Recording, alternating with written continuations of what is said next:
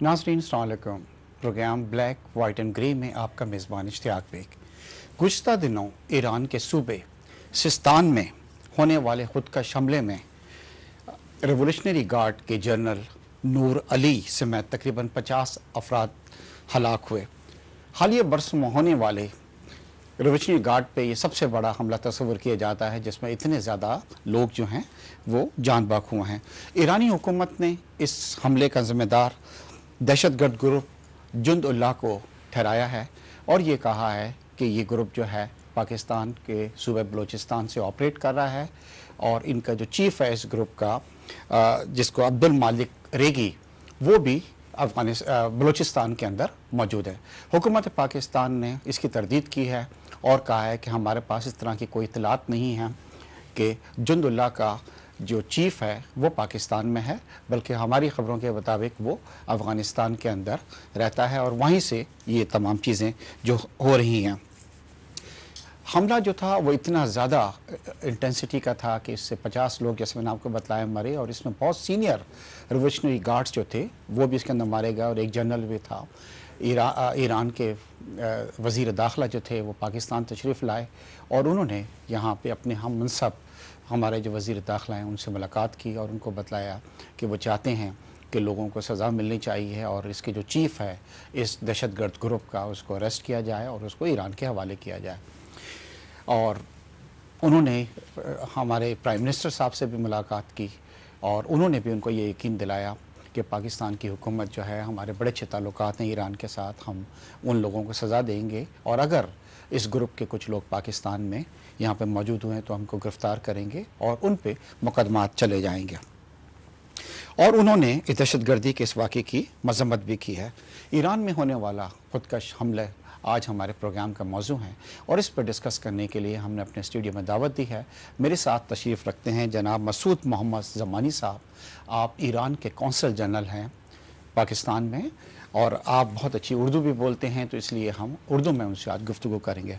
साथ में हमारे साथ कर्नल मुख्तार भट्ट साहब हैं, पॉलिटिकल एनालिस्ट हैं और सीनियर कॉलमिस्ट है। मैं आप दोनों मेहमानों को शुक्रिया अदा करता हूँ प्रोग्राम का। और एक्सेलेंसी, सबसे पहले मैं आपसे सवाल करूँगा। एक तो बहुत ज़्यादा अफसोस है पाकिस्तानियों को कि जो ईरान के अंदर सिस्तान के अंदर ये खुदकश हमला हुआ है जिसके अंदर 50 जानें जो हैं वो ज़ाया हुई हैं और उसमें 4 पाकिस्तानी भी शामिल थे। इसके लिए पूरी कौम जो है उसको चीज़ का दुख है। सदर ने, वज़ीर आज़म ने, दोनों ने इसकी मज़म्मत भी की है। एक तो एक्सेलेंसी, इससे पहले कि हम फर्दर जाएं इस प्रोग्राम में, हम मालूम करना चाहेंगे कि ये कौन लोग हैं जो इस हमले के अंदर मुलव्वस थे और उनके मकासद क्या थे, क्या वो इस हमले से हासिल करना चाहते थे और क्या इसमें उनको कामयाबी हुई है। बिस्मिल्लाहिर्रहमानिर्रहीम।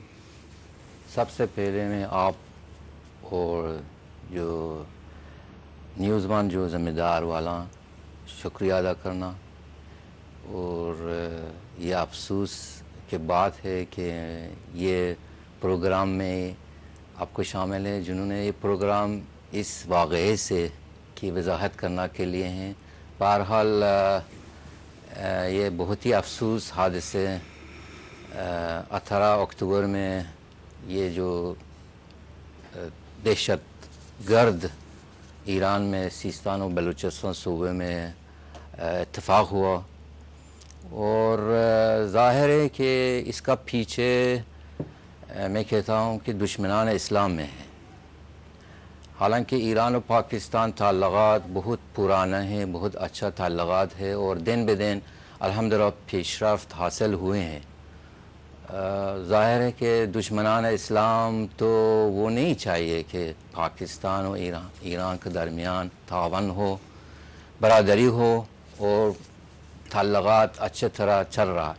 इसीलिए इस किस्म एक्टिविटीज़, इस किस्म कार्रवाइयाँ ये पहले बार नहीं है, पहले भी किया है और अफसोस की बात है ये जो हादसे हुआ जहाँ हो गया कि एक इत्तेहादी इजलास मुनक़िद किया गया, वहाँ पर सरबराहान क़बाइल शिये और सुन्नी भी थे और ये इजलास बरादरी के लिए, इत्तेहाद के लिए मुनक़िद किया गया था।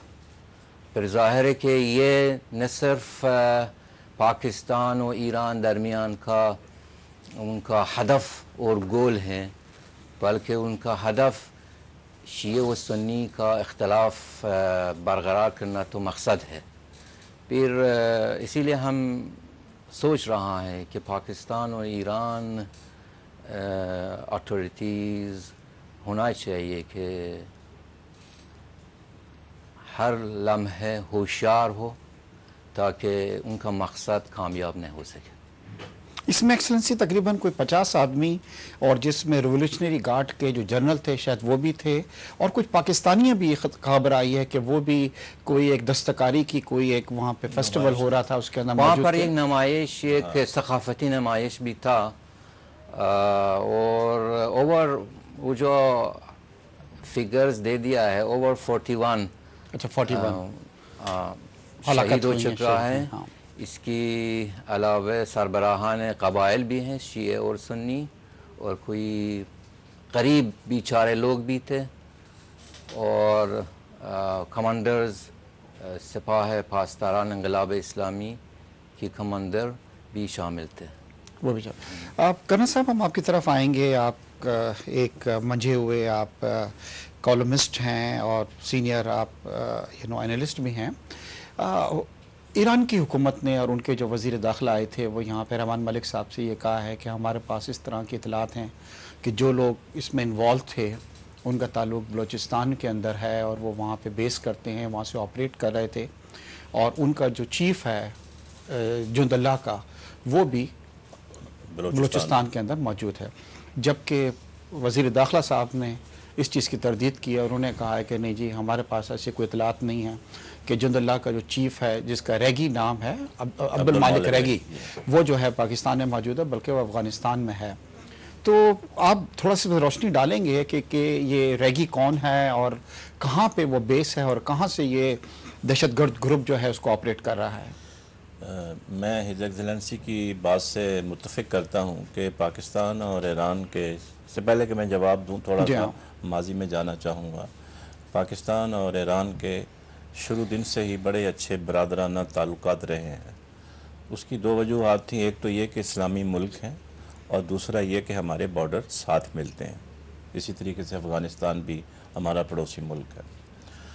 اور آپ کو یاد ہوگا کہ ایران سب سے پہلا ملک تھا جس نے پاکستان کو ریکگنائز کیا 1947 میں، فرسٹ کنٹری سب سے پہلے ریکگنیشن دی، اور ساتھ ہی اسی سال پھر انہوں نے اپنا مشن جو ہے وہ کراچی میں اسٹیبلش کیا، اور بڑے ہمارے بہت برادرانہ تعلقات ہوتے ہیں۔